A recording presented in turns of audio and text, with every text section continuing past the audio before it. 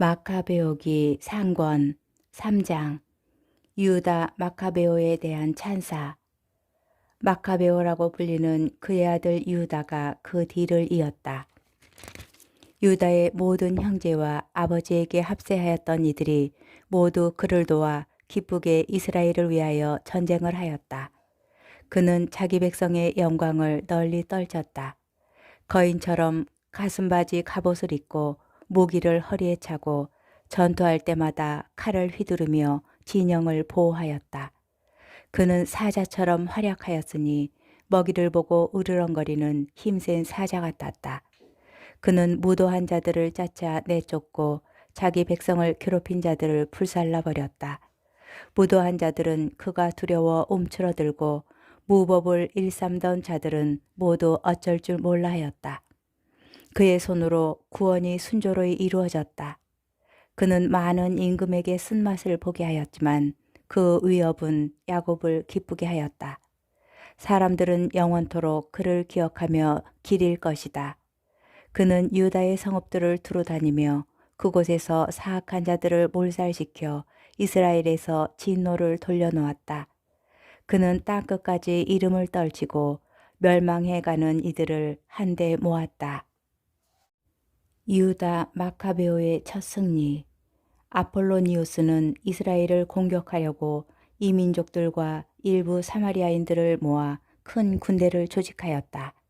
이를 알고 유다가 마주 나가 그를 쳐서 죽여버렸다. 그 밖에도 많은 적군이 부상하여 쓰러지고 나머지는 달아났다.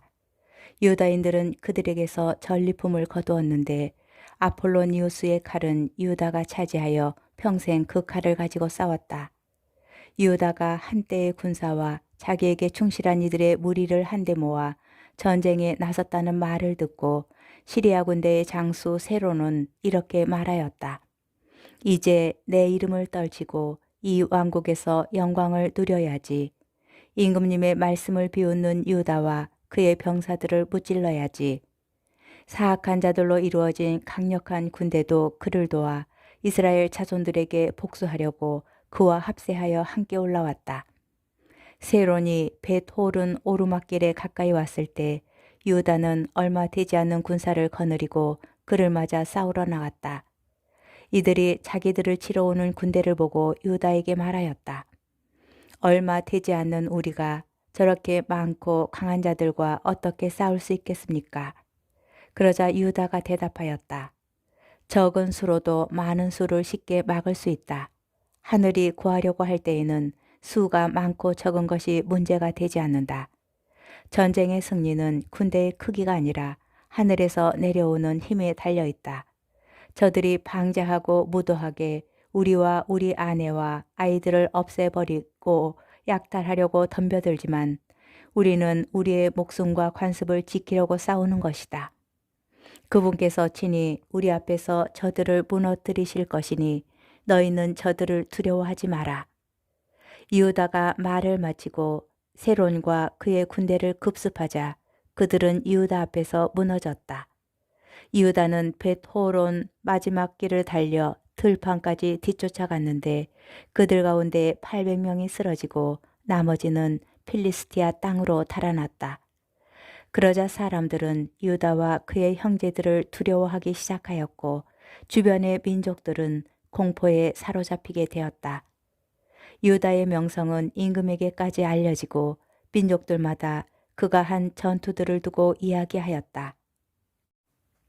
안티오코스가 페르시아를 떠나며 리시아스를 섭정에 임명하다. 안티오코스는 이러한 사실을 듣고 몹시 화가 나 사람들을 보내어 나라의 모든 부대를 소집하고 매우 강력한 군대를 조직하였다. 그리고 자기 금고를 열어 군사들에게 1년치 봉급을 주며 모든 사태에 대비하라고 명령하였다. 그러나 그는 국고에 돈이 떨어지고 자기가 예로부터 내려오던 관습을 없애버림으로써 이 땅에 일어난 내란과 재앙 때문에 이 지방에서 올라오는 조공조차 적어졌다는 사실을 알게 되었다.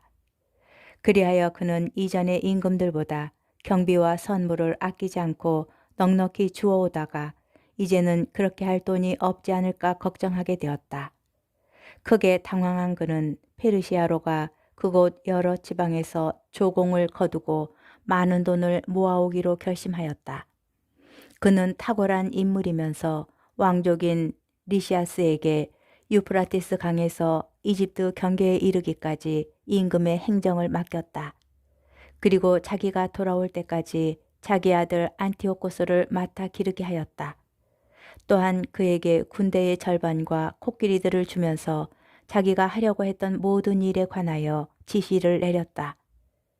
유다와 예루살렘의 주민들에 관해서는 그들에게 군대를 보내어 이스라엘의 병력과 예루살렘에 남아있는 자들을 없애버리고 그곳에서 그들에 대한 기억마저 지워버리라고 하였다. 그리고 그들의 온 영토에 외국인들을 이주시켜 그들의 땅을 나누어 주라고 하였다. 그러고 나서 임금은 147년에 군대의 나머지 절반을 이끌고 왕도인 안티오키아를 떠나 유프라테스 강을 건넌 다음 내륙 지방들을 가로질러 진군하였다. 리시아스가 유다를 치려고 군대를 보내다. 리시아스는 도리메네스의 아들 프톨레마이오스 그리고 니카노르와 고르기아스를 뽑았는데 이들은 임금의 벗들 가운데서도 유력한 사람들이었다. 그는 보병 4만과 기병 7천과 함께 그들을 유다 땅으로 보내면서 임금의 명령대로 그곳을 쳐부수라고 하였다.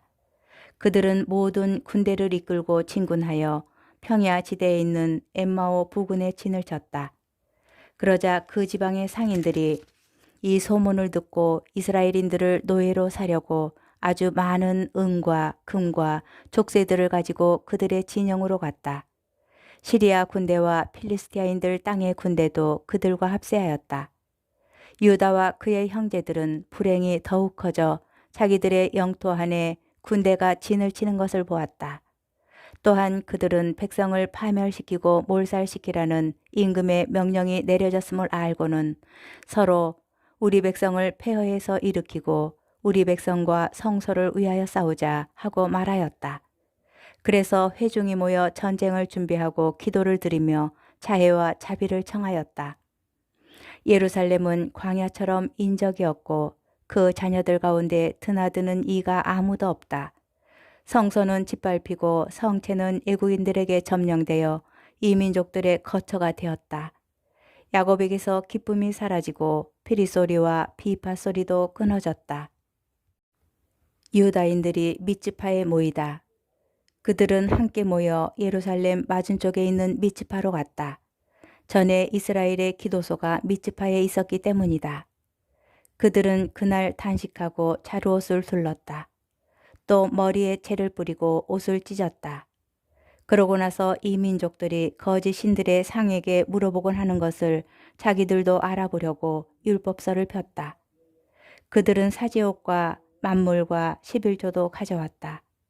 또 서야기를 다 채운 나지리인들을 불러다 놓고 하늘을 향하여 큰 소리로 외쳤다.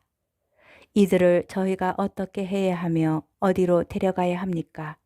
당신의 성소는 짓밟히고 더럽혀졌으며 당신의 사제들은 모욕을 당하고 슬퍼하고 있습니다. 이 민족들이 저희를 없애버리려고 한데 모였습니다.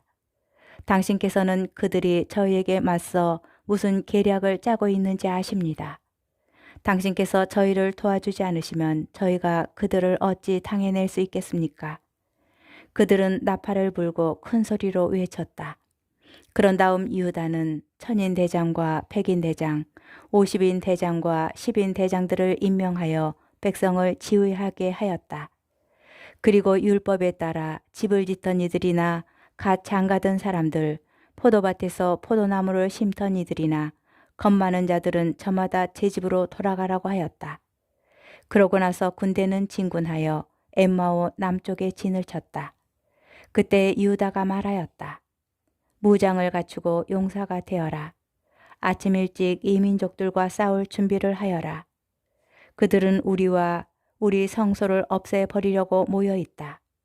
우리 민족과 성소가 잘못되는 것을 보노니 차라리 싸우다가 죽는 것이 낫다. 하늘이 바라시는 것은 무엇이든지 그대로 이루어질 것이다. 마카베오기 상권 4장. 유다가 엠마오에서 승리하다. 고르기아스는 보병 5천과 정예 기병 1천을 데리고 나섰는데 그 부대는 밤중에 출발하였다. 유다인들의 진지에 들이닥쳐 그들을 급습하려는 것이었다. 성체에서 몇 사람이 나와 고르기아스를 안내하였다. 이 소식을 들은 유다도 군사들을 이끌고 엠마오에 있는 임금의 군대를 치려고 출발하였다. 적의 병사들이 아직도 진지 밖에 흩어져 있을 때에 치려는 것이었다. 고르기아스는 밤중에 유다의 진지에 이르러 아무도 없는 것을 보고는 이 자들이 우리를 피해 달아났구나 하며 산으로 그들을 찾아 나섰다. 날이 셀 무렵에 유다가 병사 3천과 함께 들판에 나타났다. 그러나 그들은 바라는 만큼 갑옷과 칼을 갖추지 못하였다. 그들이 보니 이 민족들의 진지는 방비가 튼튼하였고 그 둘레를 기병대가 에워싸고 있었다.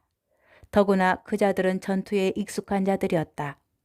그때 유다는 자기 군사들에게 이렇게 말하였다. 저들의 수가 많다고 두려워하지 말고 저들의 공격을 겁내지 마라. 파라오가 군대를 이끌고 뒤쫓아왔을 때 우리 조상들이 홍해에서 어떻게 구원받았는지 상기하여라. 이제 하늘을 향하여 부르짖자. 그리하여 그분께서 우리에게 호의를 베푸시어 조상들의 계약을 기억하시고 오늘 우리 앞에 있는 저 진지를 쳐부수어 주시게 하자. 또한 이스라엘을 구속하시고 구원하시는 분이 계시다는 것을 우리 민족이 알게 하자. 그 외국인들은 눈을 들어 맞은 쪽에서 오는 그들을 보고 싸우려고 진지에서 나왔다. 유다의 군사들도 나팔을 불고 맞서 싸웠다. 그리고 그 이민족들을 쳐부수었다. 이민족들은 들판으로 달아나고 뒤에 있던 자들은 모두 칼에 맞아 쓰러졌다. 유다의 군사들은 가자라까지 그리고 이두메아 평야와 아스돗과 얌니아까지 추격하여 그들 가운데 3천 명을 쓰러뜨렸다. 그러고 나서 유다와 그의 군대는 그들을 뒤쫓는 것을 그만두고 돌아왔다. 유다가 백성에게 일렀다. 우리가 치를 전투가 더 남아있으니 전리품에 욕심을 내지 마라. 고르기아스와 그 군대가 우리 가까이 저 산속에 있다. 지금은 적들과 맞서 싸워야 한다. 그 뒤에 마음껏 전리품을 차지하여라. 유다가 이 말을 마칠 즈음 산 위에서 적의 한 부대가 이쪽을 살피고 있었다. 그들은 저희 편이 패주하고 유다인들이 진지를 불태우는 것을 보았다. 피어오르는 연기가 무슨 일이 있었는지 알려주었던 것이다. 사태를 파악한 적들은 몹시 겁을 내었다. 게다가 유다의 군대가 들판에서 싸울 준비를 하고 있는 것을 보고는 모두 필리스티아인들의 땅으로 달아났다. 유다는 다시 가서 적진을 털고 많은 금과 은, 보라색 천과 자홍색 천, 그리고 그 밖에도 많은 재물을 거두어 들였다. 그들은 돌아오면서 하늘을 향하여 찬미가를 부르며 그분은 선하시며 그분의 자애는 영원하시다 하고 찬양하였다. 이렇게 그날 이스라엘에 큰 구원이 베풀어졌다. 목숨을 구한 애국인들은 리시아스에 가서 그동안에 일어난 일을 모두 보고하였다. 보고를 들은 리시아스는 충격을 받고 낙담하였다. 이스라엘에서 자기가 바라던 일들이 이루어지지 않고 임금이 자기에게 명령한 대로 하지 못하였기 때문이다. 리시아스를 물리치다. 이듬해에 그는 유다인들을 제압하려고 정예 보병 6만과 기병 5천을 소집하였다. 그들이 이두메아로 들어가 베추르에 진을 치자 유다는 보병 1만으로 그들에게 맞섰다. 그는 적군이 강한 것을 보고 이렇게 기도하였다. 이스라엘의 구원자께서는 찬미 받으소서. 당신께서는 당신 종 다윗의 손으로 거인의 공격을 물리치시고 사울의 아들 요나탄과 그 무기 당번의 손에 필리스티아인들의 진영을 넘기셨습니다.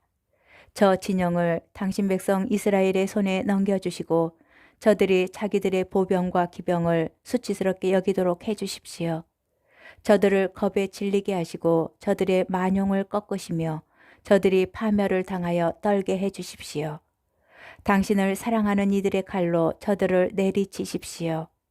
당신 이름을 아는 모든 이가 찬미가로 당신을 찬양하게 해주십시오. 그러고 나서 양쪽이 맞서 싸우니 리시아스의 군대에서 5천 명이 쓰러졌다. 유다인들의 반대편이 그렇게 쓰러진 것이다.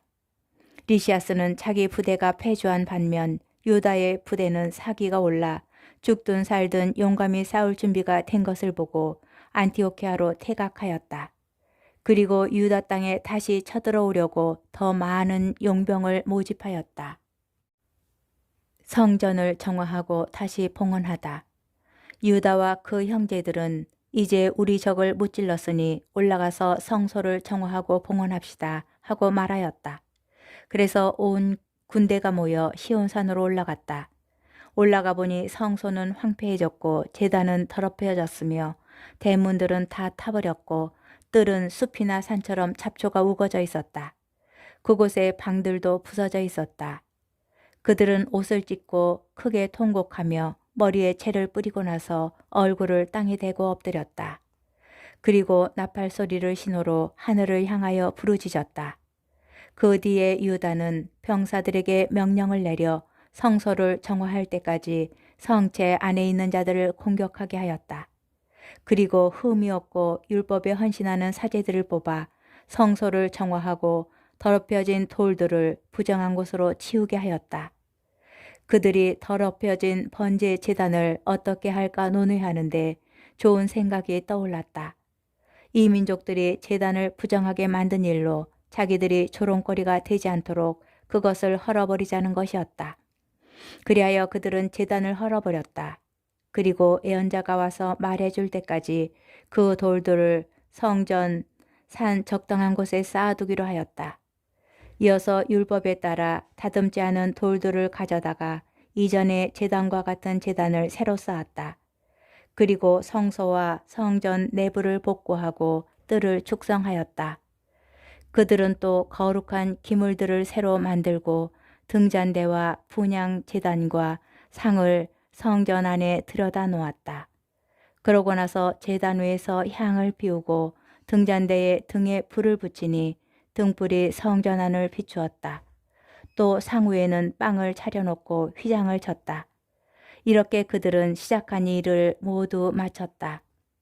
그들은 148년 아홉째 달 곧 기슬레오 달 스무닷새 날 아침 일찍 일어나 새로 만든 번제 제단 위에서 율법에 따라 희생제물을 바쳤다.